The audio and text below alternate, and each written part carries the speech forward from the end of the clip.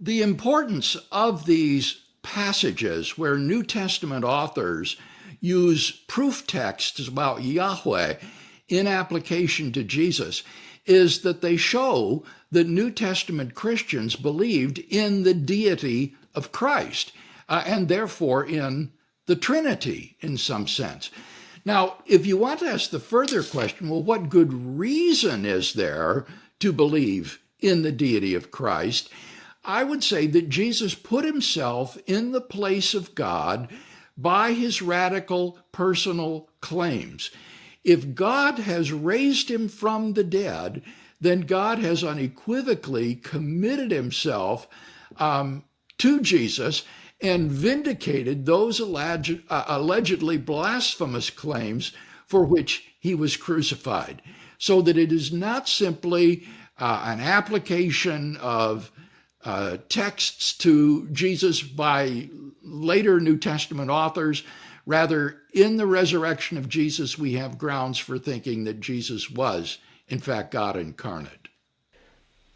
Let me push back a little bit on that. What if a skeptic would say that Jesus' radical claims in the New Testament are part of those theological embellishments? That is, like the New Testament authors put words in the mouth of Jesus that he didn't actually say those things. Well, that is going to be part of so-called historical apologetics. And in my book, Reasonable Faith, I have a chapter on the self-understanding of Jesus where I try to give historical arguments to show that among the claims of Jesus that are authentic, that were uttered by the historical Jesus, are claims to be the Messiah, to be the Son of God in a unique sense, and to be the divine human Son of Man prophesied by the prophet Daniel.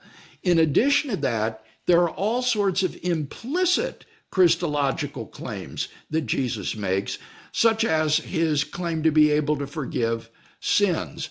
And so I think you can show that these do belong to the historical Jesus and are not just later additions.